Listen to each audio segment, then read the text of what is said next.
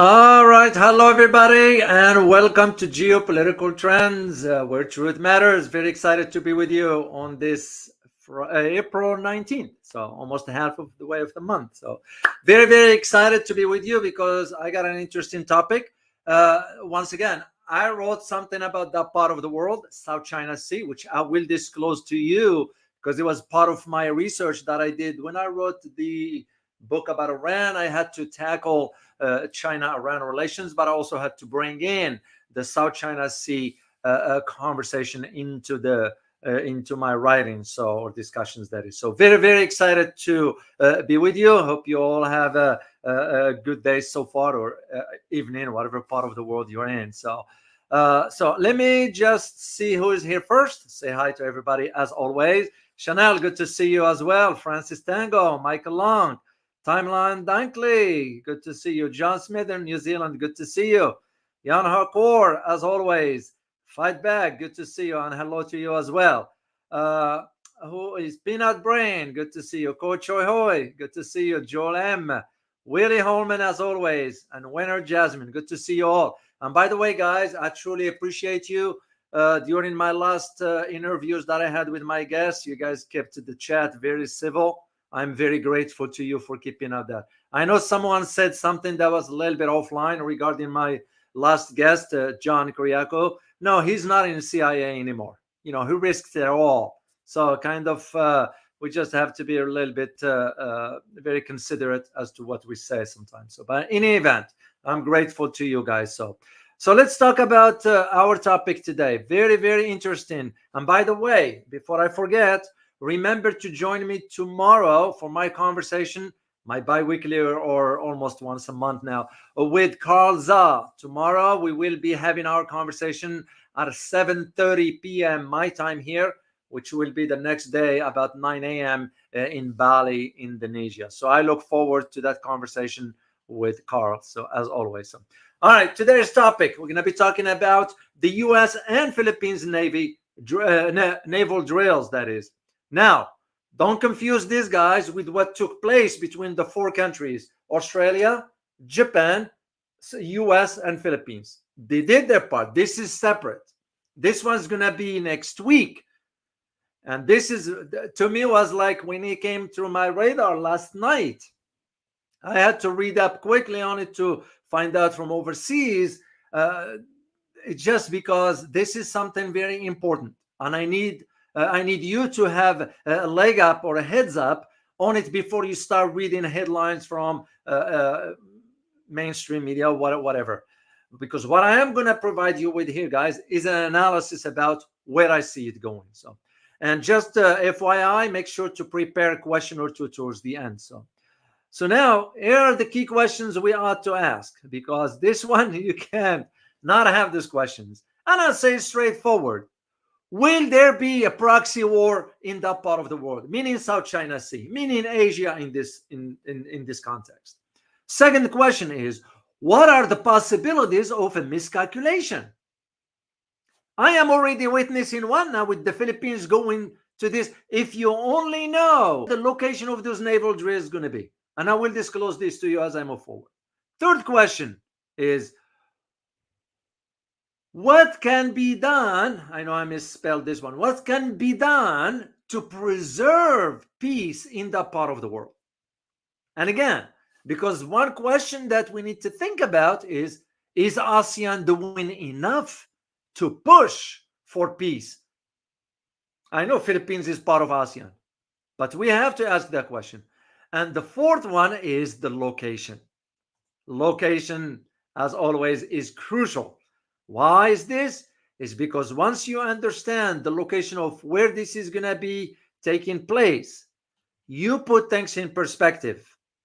This is, we're talking about the Philippines and the US conducting those beyond, listen carefully, beyond the 12 nautical miles of the province of Palawan, which faces the South China Sea directly.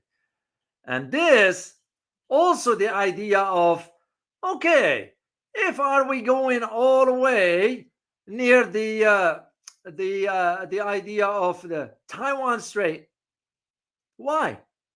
Why push all this all the way down? And those are legitimate questions we ought to ask before we get into our analysis here. So, all right, I have few pictures. I'll share them with you. As a matter of fact, let's start with geography of the South China Sea, because we need to see what are we looking at here. So let me share a screen with you. And this one, it's one world map. That's what I give credit to. Let me share it with you, because we need to understand this one here. And I'm going to provide you some historical aspects of really what's going on in that part of the world from way back. And this will include, of course, the Philippines. Because if you all know, I'm sure you guys do, the Philippines has been invaded by many countries, but not China.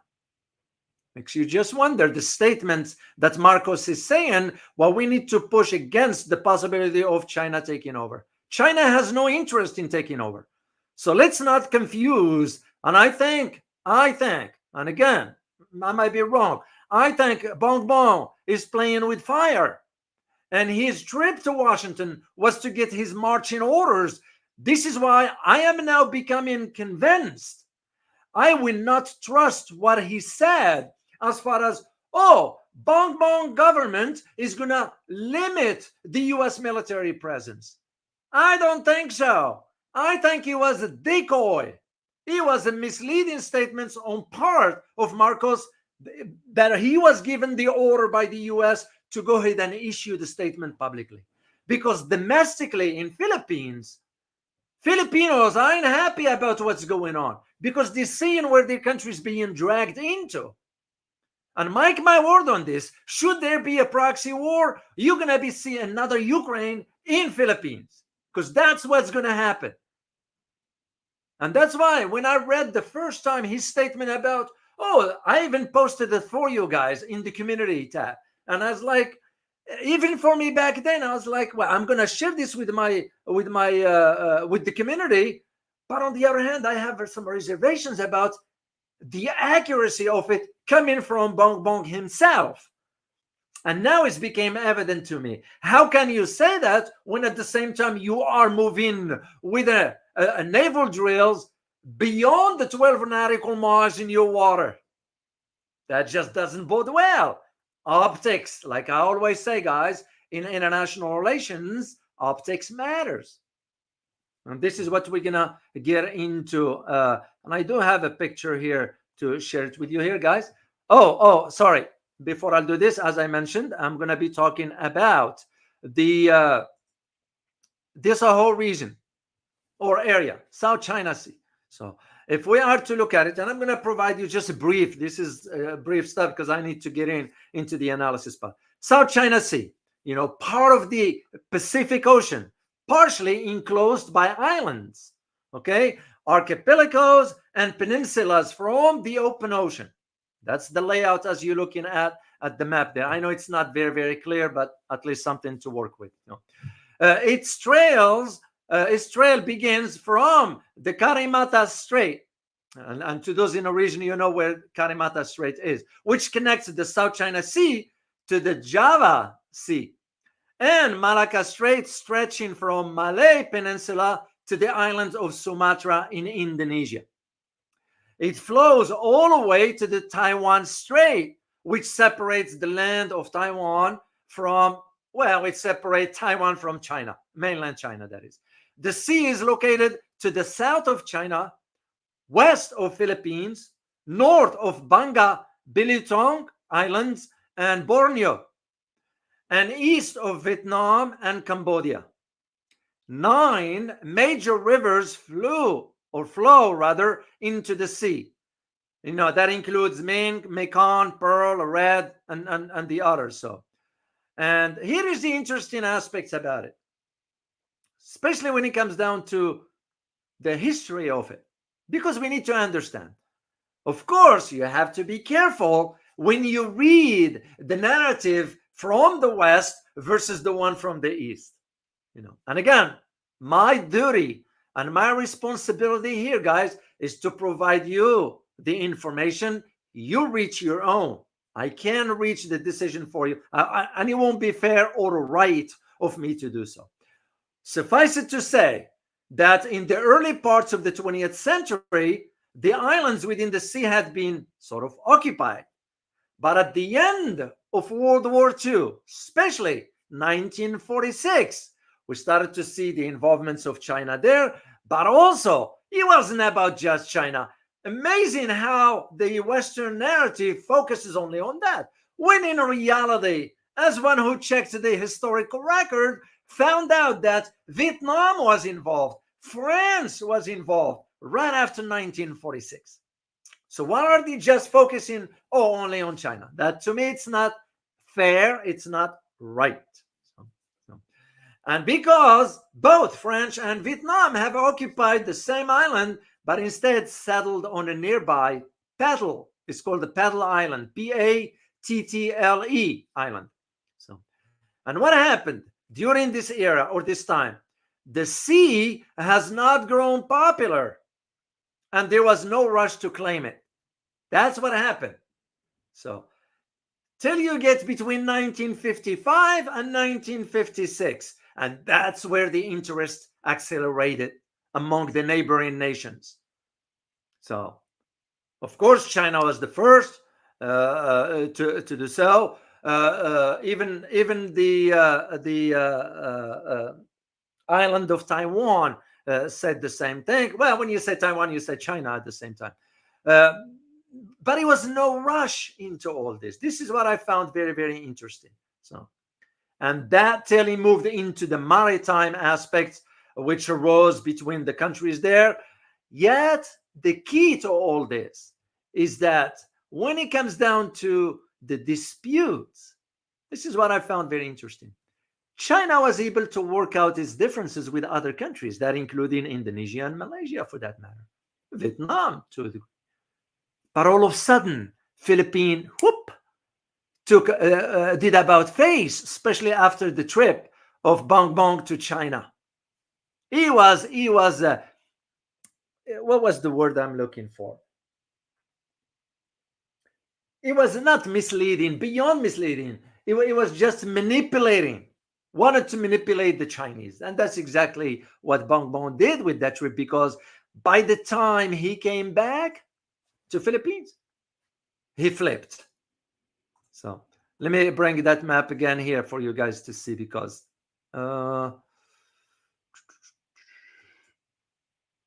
yeah, right there. Here we go. So that's the one you need to see. So now, of course, as I said, there were some controversial, not controversial tensions, not even tensions, disputes, if I may use the term. And that was between, China, Brunei, Philippines, Indonesia, Malaysia, Vietnam, and so forth. So why? All of them claimed part of the South China Sea and its maritime route. Well, the route is the key. Why? It's because the importance of it. Now you have to go back a little bit in history and geography. What am I referring to here? I'm referring to the notable disputes was over the 9-dash line area, and of course this one was claimed by China at that time, and was later claimed by the by China. It was there. Then later was Brunei, then Indonesia, then Malaysia, Philippines, and Vietnam. Of course, Taiwan. Well, Taiwan is China. That's what it means. So, and this is where that dialogue among these nations have been conducted. And I need you to guess which country has played a role into these negotiations. I like you guys to type in the chat box which country in the area that have helped this kind of negotiations at that time. It should trigger your memory because this country did. It's in the region. So I just wanted to. Oh, Francis Tango, thank you so much for your coffee, man. I truly, truly appreciate you, Francis. It means a lot to me. Thank you so much. Which country, guys? Can you guess? Japan. No, not China. The negotiations, the one I'm referring to is the one after between 1956, 55, and 56, when the countries that include China, Brunei, Indonesia, Malaysia, Philippines, and Vietnam enter into dialogues. It was one country that facilitated this kind of dialogues and played a neutral role, didn't claim any. And I need to know if you guys can. Oh, Francis Tango, you got it. It was Singapore. It was Singapore that played a role into all this. Just for a historical record, because in some Western narrative, I ain't mentioned. This is what I'm saying. You have to be careful with what you read. And I am presenting you the information here, and you guys reach your own conclusion. So what happened after that one? When Singapore gets involved, okay, they try to facilitate these dialogues between those countries. And the especially when it comes down to the second dispute, because it was a second dispute there. And this dispute was between China, okay, Malaysia, and Vietnam. Again, Western narrative had to add independently Taiwan. Well, again, Taiwan is China. So when I say Taiwan, and when I say China, I'm saying China and Taiwan together. That's what I meant. So this is the second dispute, okay? And the second dispute and the contentions being on the maritime boundaries along the Vietnamese coast. Then, guess what, guys? Another dispute arose. This time between Brunei, China, Philippines, Malaysia, and Vietnam on the maritime border, north of Borneo. And this is why some islands in the sea, such as the Spratly Islands, which now Philippines, you all know the tensions about that, sort of north of Natuna Islands, those are part of where the third disputes that happen. And on the top of all this, the maritime boundaries of the coast of Palawan and Luzon was the center of the disagreements between Brunei, China, Malaysia, Philippines, and Vietnam. It's just to highlight to you guys. And by the way, the last disputes arose between Singapore and Malaysia on maritime boundary and islands in the Pedra Branca, located in the eastern Singapore. I don't know if you can see it on that map there or not, guys. On the eastern Singapore. But here is the key. It was resolved amicably between the two countries, meaning between Singapore and Malaysia. This is what's important for you guys to understand. And mind you, why this is all about? Because you need to understand the natural resources in that part of the world. We're talking about petroleum reserves. We're talking about trade. We're talking about commerce. And we're talking about one other key. It's a strategic military presence. This is what I need you to grasp, the big picture of why those naval drills between Philippines and the U.S. beyond the 12 nautical miles on the Philippine coast are sort of a telltale sign of what lies ahead in a wrong direction for Philippines. So here is what happened a few years ago, guys. It was a research conducted, and I will provide you the link to all this, in the South China Sea. And the research revealed that about over 7.7 billion barrels of non-oil reserves were found. Where? In the territorial waters. So the entire sea has an estimated of about 28 billion barrels of oil cumulatively. In other words, all that area. Add to that natural gas, which is an important resource. I mean, just see what happens to the European, what is happening right now to the Europeans because they don't have access to Russian gas because of cheap, but the sanctions, and they are paying for it. So then you have of course, the trade, you have the fishing, you have the exploitations of natural resources and so forth. This is why you're seeing the tensions between some countries. But here is the kicker to all this, which is a question you need to ask yourself. If those tensions are happening there between the regional countries, why on earth an outsider like the United States getting involved in dispute that deals with local countries? It's a logical question to ask. And this is where I am seeing the signs on the horizon as to what lies ahead. That's why I asked the question at the beginning. Are we looking at a proxy war coming on the horizon? That's what I'm seeing. And I'm seeing Philippines will be the first in line. Other countries will, and we'll get into that. This is where I see the concern moving forward. And I hope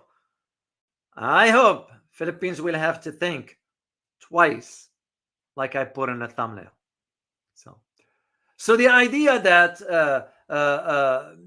and by the way, which will be a surprise to you, by the way, I'm gonna share it as I move forward. All right, let me get into the analysis here, guys, because we didn't even get to it yet, because I had to address this geography and the historical aspects of it. So, because it's very, very important to understand where this is headed. So, now, if we are to look at now this particular aspect of the Philippines and U.S. troops conducting the naval drills, that is.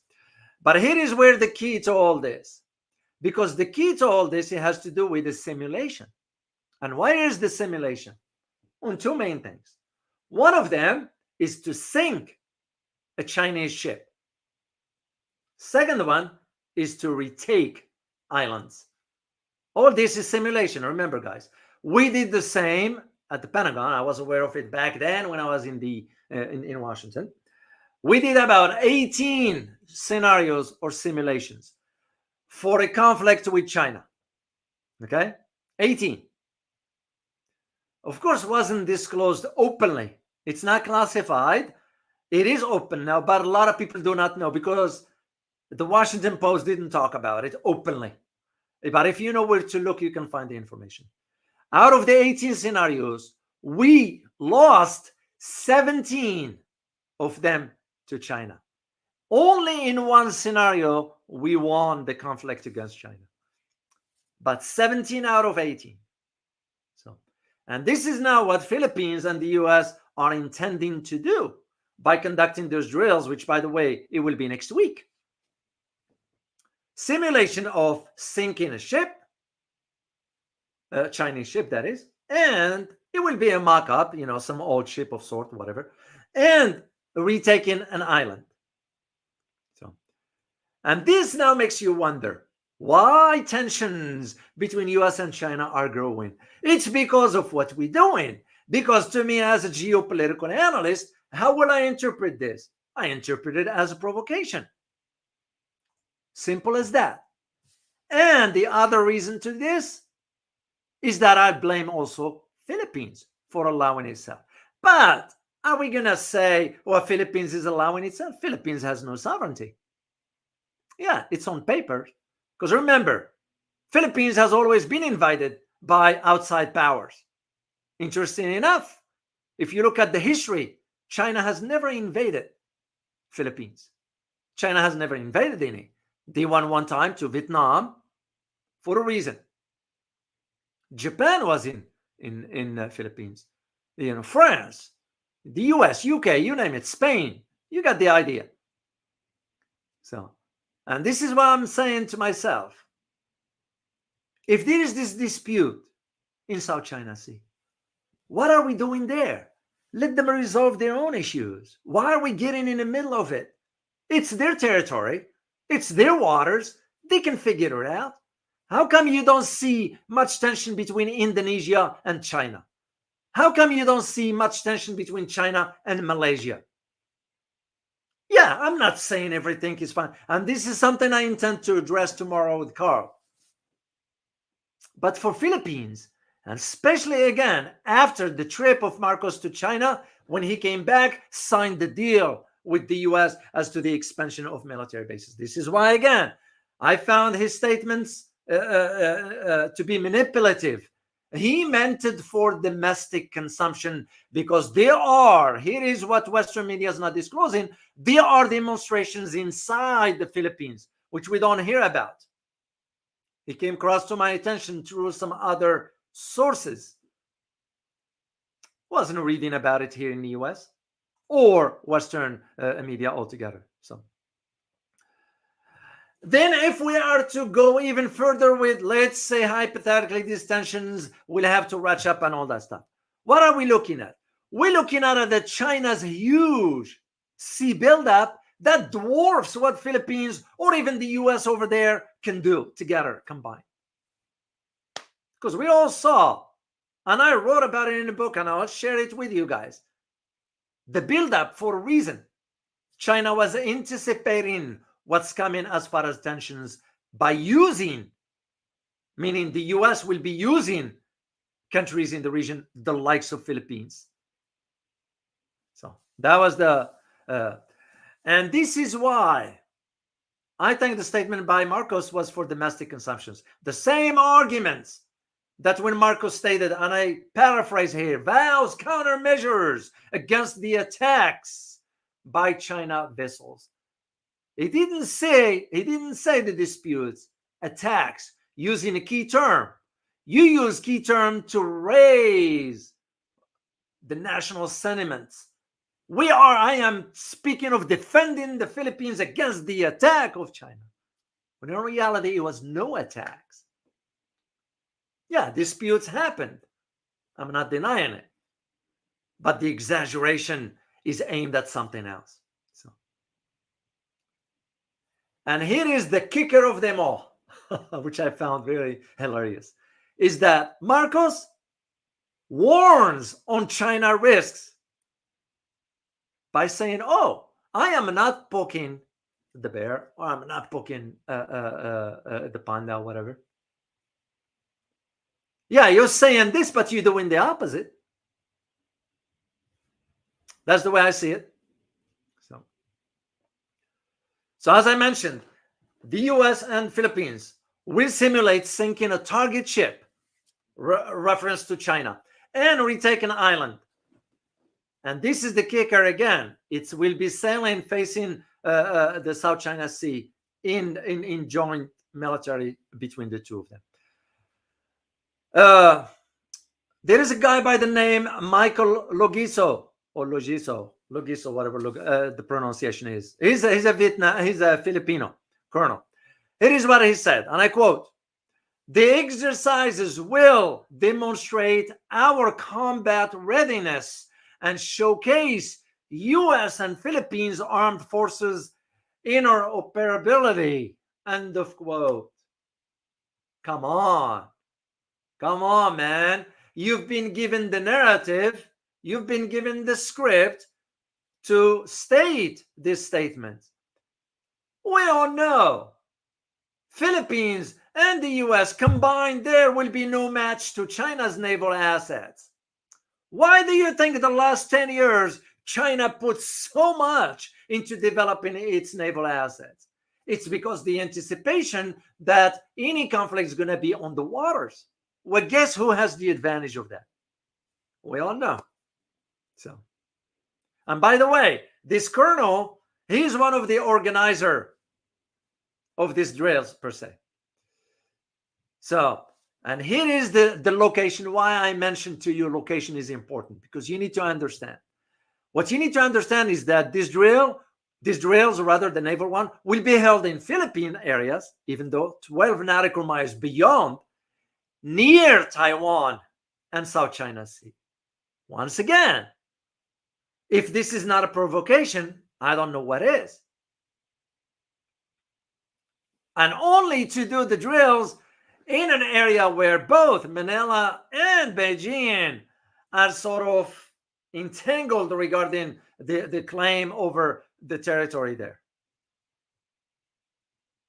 And this is what I'm saying. Philippines is being used, and it will be used to the last Filipino. And if there is a proxy war, I hope it doesn't. But if something escalates to that level, they're going to be first. Philippines will be first.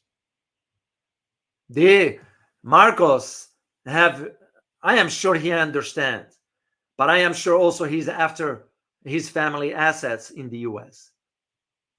That's what's at the heart of it. He's being pressured. To me, he wasn't qualified to begin with as a president. But again, I'm not, it's their country, it's Philippine people have to decide. And by the way, sometimes you take signs into the terminology. You know how we always, when we do military drills, we give them a name, a code name, or whatever that is. This one is called Balikatan, to those who speak Filipino. This is a Filipino word. The translation for it is shoulder to shoulder. Once again, remember, message can be sent through certain wording. This is one of them. And that's what they give those drills, naval drills, that's going to be conducted from April 22nd till about May 10th. And what I found also, I don't know, should I call it disturbing? Should I call it? I'll let you decide.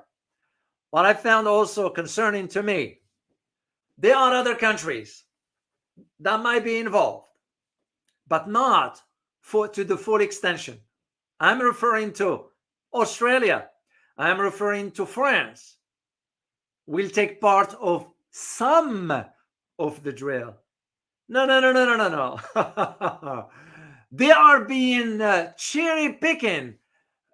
It's almost like I feel they want to say, well, we just want to show that we stand with the US and Philippines, but we don't want to aggravate China. Well, if you are standing with the US symbolically, that means you are part of it. It is either black or white. There is no black and white. That just to me doesn't make sense.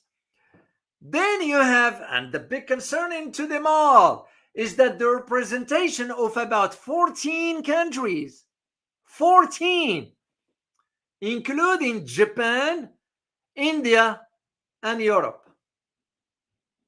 Well, here is the concern that I found about India.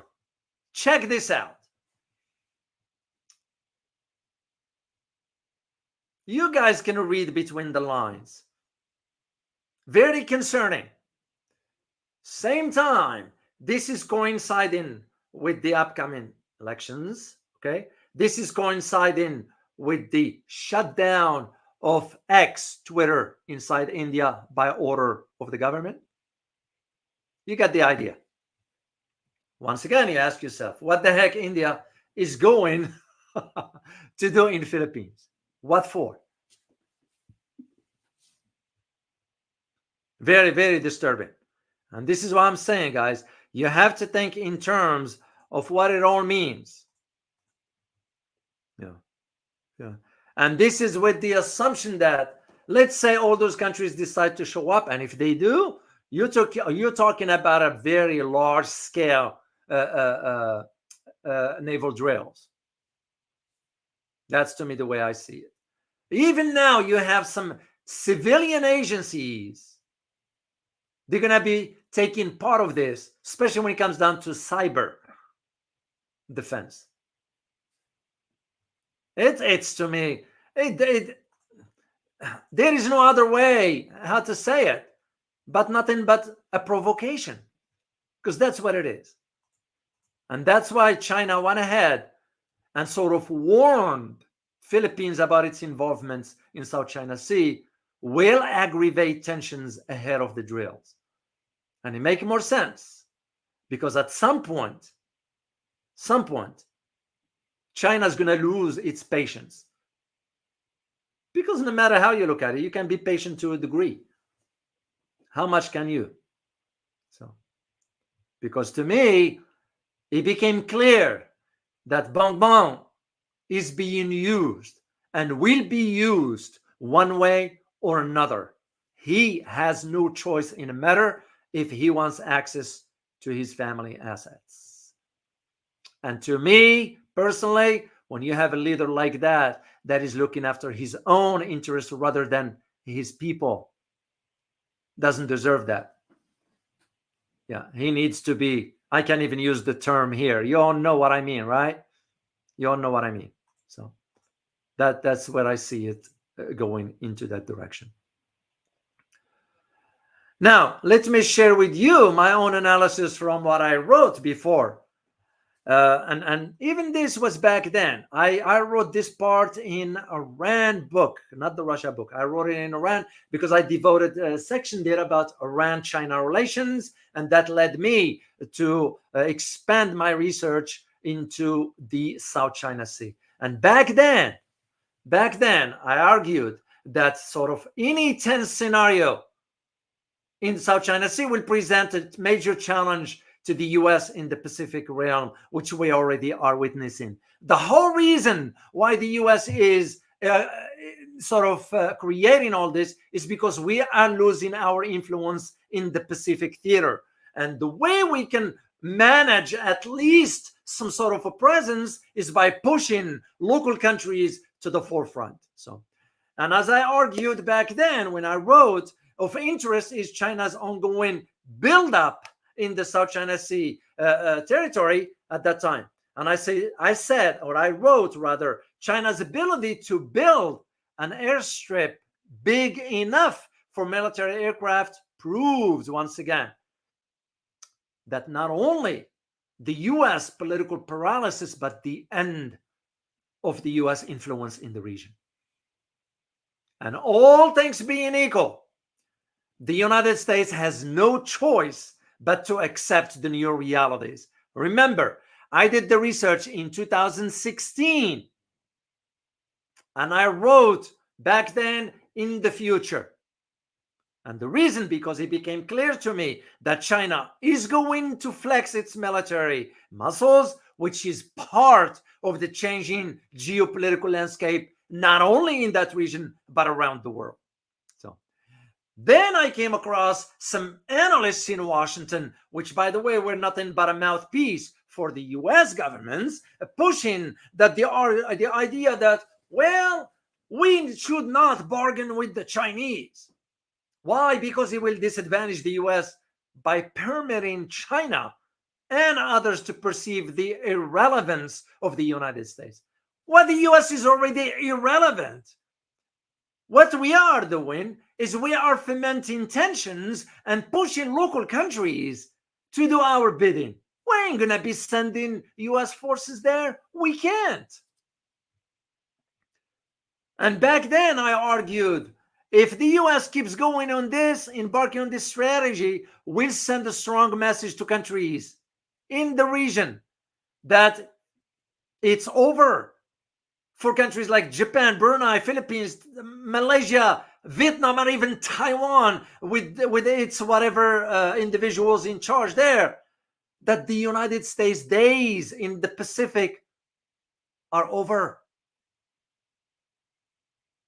And that's exactly what we are witnessing. And remember, guys, I wrote this back in 2016. And again, it became clear to me at that time, as a geopolitical analyst, it became clear to me that the anticipation that I was looking forward is that China will increase its military technology to continue to grow over the years. That was back then. And that's why at that time, China went ahead and upgraded its nuclear stockpile by introducing multiple warheads at that time. Why?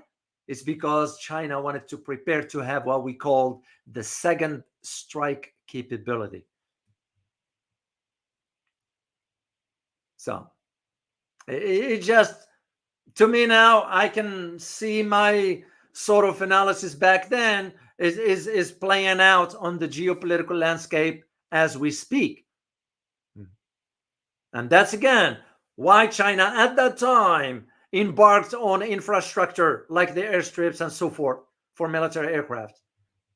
It's because the buildup of the flexing of the military muscles was part of the growing economic influence. That's what it was. So, and I know certain countries in the region, the like of Japan, Brunei, Philippines, Malaysia, and Vietnam to a degree, are kind of very, very anxious. So, and there were key specific aspects as to what that means, meaning the build-up at that time for China, and what will it mean for the future geopolitical trajectory. And I said at that time, he will communicate two things. One is that an undoubtedly communicate to the West that these territorial disputes can be managed locally. But also China made it clear that it has to protect its economic trade routes. And that's why, to me back then, China's move was no surprise. Its economic expansion was translated into military enlargement locally. And remember, this is why back in 2020, China went ahead and increased its defense budget back then. So, and that's why, if you think about what's going on right now, is the idea of this kind of naval exercises, China's going to have to push back. I don't know how much they can be pushing back, because it has to. There's some crucial importance of some islands in the South China Sea. And remember, what does Pacific represent economically? Is the passageway that is used to transport the world shipments of goods of 1/3 of its oil and gas, meaning 1/3 of China's oil and goods.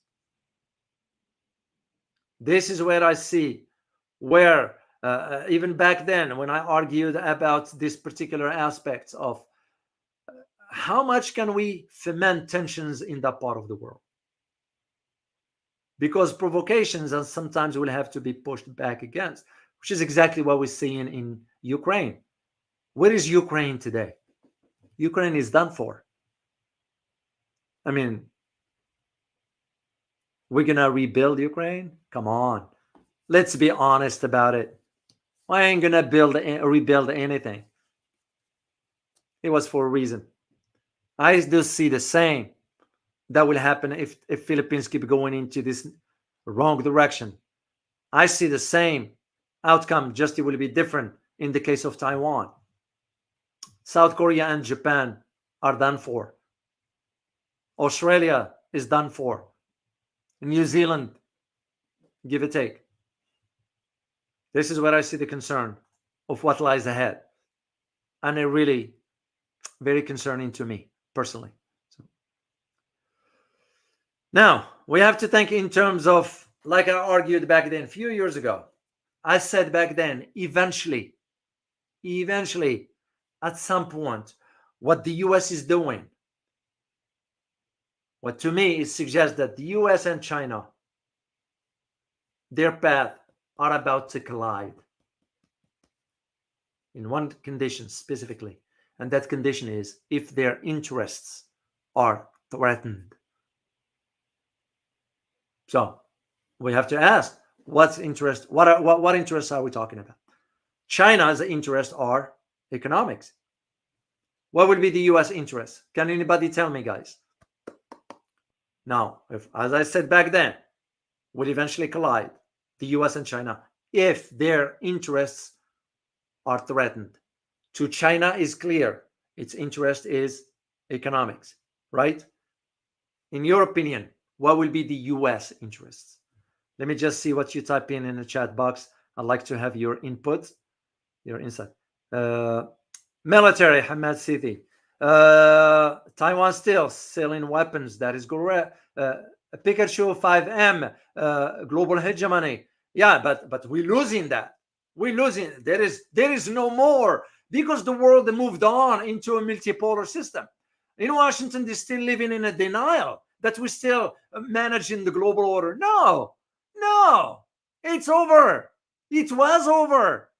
The moment we embark, the moment I wrote this book back in 2018, it became clear to me. Even before that, I will go as far as 2012. It was over. It was just a matter of time. So you guys got it. The influence, the weapons, the hegemony, and all that. Why? It's because even Asian nations are becoming aware that America's days of influence in the Pacific theater are numbered. So what are we left with? We're left with the countries the like of Philippines that has no sovereignty. It's almost like a colony. I look at it, no different than Germany. We all saw the last trip of the incompetent Olaf Scholz to Germany. What is he there for? Begging the Chinese for help. What for? Why would even China consider that? Even though, if you look at the big picture, China has some sort of economic interest with the EU. I'm not denying that. But China also will have to think strategically about, is it worth it?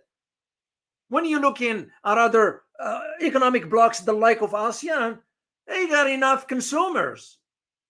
Half of the population of the world just within ASEAN. Why bother with the EU?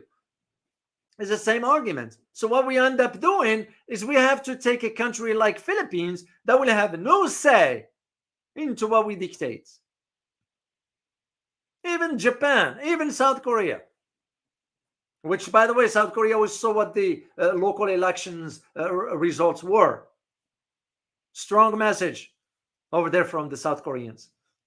How will that translate to reality on the ground? I don't know, because you still have over 30,000 troops of American troops on the South Korean territory. Same arguments can be made about Germany. So the logical question to that is, where is the sovereignty of the states? There's none. This is how I see it. So now, I don't know if there is another picture that I missed. No, I think I shared all the pictures with you guys. Now, there is another question we ought to ask. And the question is, how can we preserve peace in that region? So far, except for the Taiwan Strait tensions, which we are fomenting, I don't see any other problem there. But now we have one through the Philippines. And that becomes the question we need to ask is, what local countries can do? What am I referring to here? I am referring to ASEAN. And the question is ASEAN playing a strong enough role to impose, yes, I will use that term, to impose its will that they want peace in the region by forcing Philippines either play by the rule or get out? Simple as that. I will go as far as saying that. I know Philippines was a founding member. This is now about the survival of the locals. This is about economic prosperity. Because you ask yourself, to what degree China will have this patience? At some point, China will run out of patience. It was the same arguments I've made for so long regarding Russia. I used to write in all my previous writing, I hope the West can understand you cannot be pushing all the way to Russia's doorsteps and don't expect Russia to react one day. That day came on February 24th, 2022. I see the same happening here. But ASEAN, in this case, can play a role. Why? Because it has an influence in the region. And it can play, I know it's an economic bloc, but security now matters to all involved, including Philippines. On the other hand, you say, well, how much say Philippines has independently? This is why I'm again starting to think. Marcos Bongbong trip to Washington, he was dispatched to Washington. They're like, come over here. We need to give you the marching order and the script. I could be wrong, guys. If I'm wrong, I'm wrong. I'll bear my own. But that's how I read it. Because I don't see any other explanation. You cave in beyond. Otherwise, the whole interest for why you became a president was about your family assets, wasn't about serving your people, or raising their economic status. or standard of living, whatever term you want to use. Increasing cooperation with the locals, preserving peace in that part of the world. That's what I see. The lack of or the inability and incompetence of Marcos Jr. In my opinion, he's not qualified to be a president. But again, that's what the Filipino voted for. But there is one thing you guys need to know. I'm sure some of you do. Because who control politics inside Philippines? Can anybody type in for me? And I intend, by the way, to reach out to someone inside Philippines. He's an academician, well established, especially when it comes down to security matters. And I'll extend an invitation to come over on the show here, and we'll have a conversation. In your opinion, who is controlling the political machine inside Philippines? I just want to get your perspective. Oh, I want to say thank you to Bhupender Gill. Thank you so much for your super sticker. Truly appreciate you. Thank you so much. Jan Hakor is the military. You're absolutely correct. And the military, meaning Filipino military establishment, is in cahoot with the Pentagon, with the U.S. So, in other words, to those who say the U.S., you were right also. The U.S. behind the scenes. The Filipino military are right out there. That's why Marcos Jr. can do nothing. So, but again, what about the welfare of the Filipino citizens? What about their say?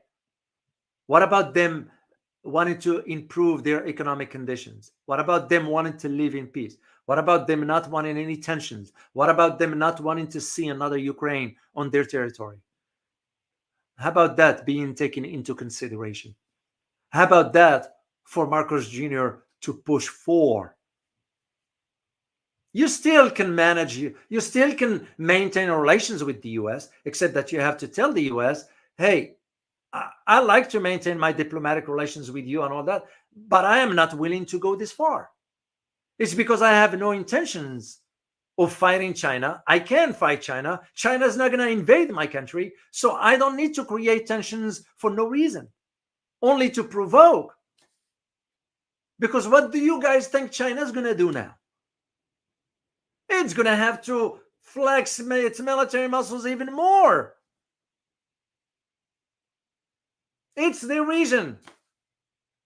And this takes us back to the original question. Why are we going all the way some 7,000 some 7,000 miles away from the US to get involved in some local issue? Is there disputes? I'm not saying that. They can work it out. They have worked it out. China has worked it out with some other countries. I don't see that happening with India for a reason. It's because we intend to also maintain that despair. We never wanted India to get closer to China. No. We're pressuring India for a reason again. That's how I see it. Guys, I had to say what I had to say. I am going to take some questions from you. Just to remind you, for tomorrow, remember to join me for... Let me get you a link here, guys, so you'll have it, just for you who might not know. But I did post it on the community. And speaking of the community, by the way, thank you all for your survey, the answers to the survey about should we get rid of the UN and the UN Security Council altogether. So I'm going to put the link for the with Carl tomorrow right here. So it's on the chat box here for you guys. You can see it, and please share it with others. I would greatly appreciate it. And yes, I did see the post or the answers rather. And let me pull it out here quickly because I want to let you know. In your opinion, yeah. When I asked the question, in your opinion, should the United Nations, UN, and or United Nations Security Council, UNSC, be abolished forever? 81% of you said yes, 15% of you said no, and 4% said I don't care. So, and I can see the rationale for those who agree to that, because now guess what, guys? There is the foreign minister of Iran is going to be in New York, part of the UN. Guess what we're going to do to him? We're going to limit his movements. Well, wait a minute. He's not flying to the US. He's flying to participate in the UN. The UN territory is an international territory. So why are we limiting his? Maybe we should move the UN out of New York and put it elsewhere. And that's why maybe get rid of the UN altogether. So anyway, let me get an answer. Once again, to those who got me a super sticker here and bought me coffee, thank you so much for your support. Here is the link for those who wants to support the channel. I'm very grateful for your continued support. I'll give a shout out to TC Kwan. I give a shout out to Drag88, to Stella, to LMC, to many of you guys, to Boone, to Juge Liang, that is, the Juniper, El Traco. I remember some names, so I'm very grateful for your continued support. It means a lot to me, and I thank you for that. So let me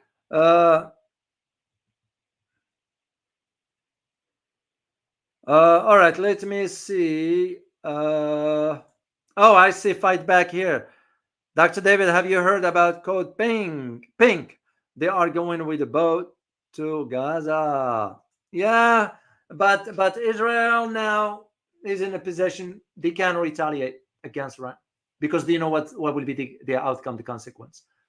So at least the way I read it, and I don't see it happening, because Iran will retaliate this time far beyond what they're going to be doing.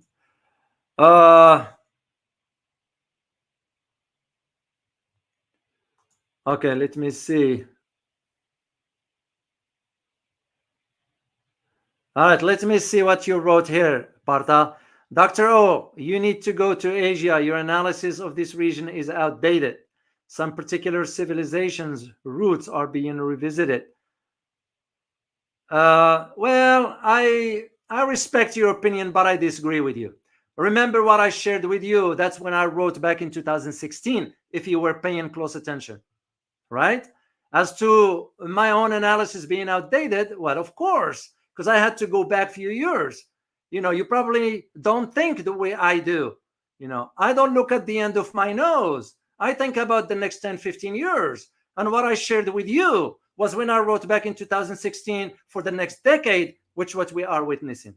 Nonetheless, I respect your opinion, okay? All right, let me see if there is a valid question here, guys.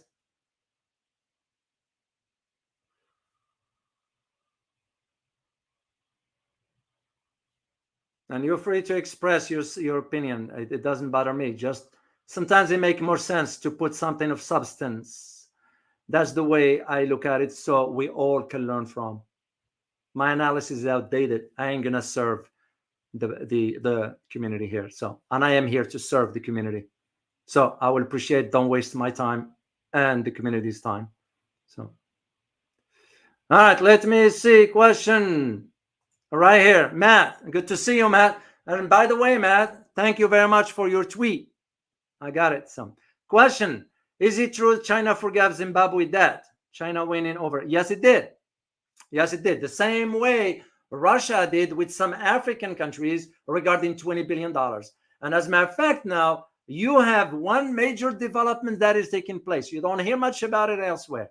Is that both Russia and Iran have sent in special ops, their special military, to Niger, because the US now is saying, we got this wrong. So Niger wants the US out completely. So the short answer, Matt, is yes, it did. So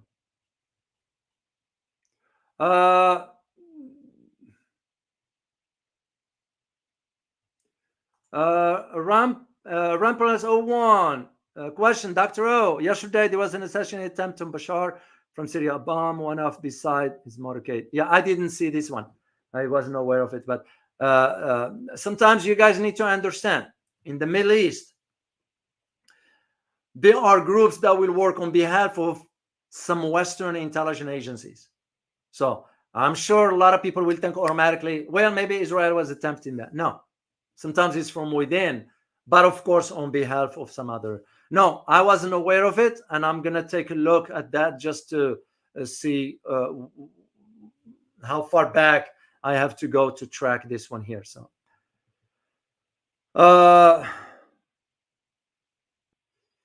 all right, quick. Vincent, question. Why Latin America seems to be out of the geopolitical stage? Well, it's just because there are, for example, you look at Argentina now. Argentina, a lot of people were putting hopes inside Latin America, inside Argentina, that, they're going to join BRICS, their economy will expand. And because China had some projects over there, that the conversation with Brazil about the unified currency, but till Javier Milei won the elections, now he's the win about face, realized that whatever he was campaigning on, I'm going to move forward. But of course, for us, we never wanted Argentina to move forward. That's why we sank it into debt. They ain't going to get over that $42 billion in debt from the IMF, which, by the way, that loan was granted back in the 80s. I was aware of it back then. So Brazil, now they are marred into censorship turmoil with their judicial branch getting involved in political. Brazil is another nightmare. And when you think about Latin America, which countries do you think about? Argentina and Brazil mainly. So that's why you don't hear much about it on the geopolitical landscape. So. All right, let me see one more question here, and I'll move on because I gotta go work on the backyard, then prepare my stuff for tomorrow. Remember, I will have an interview with Carl tomorrow, and I have 2 other guests for next week. So I'm waiting for confirmation, and we just go from there. So, okay, guys, I hope you find this very informative. I hope you find the analysis not outdated. Okay, so. As always, remember, geopolitics impact your daily life in more ways than one. Till next time, guys. Bye-bye.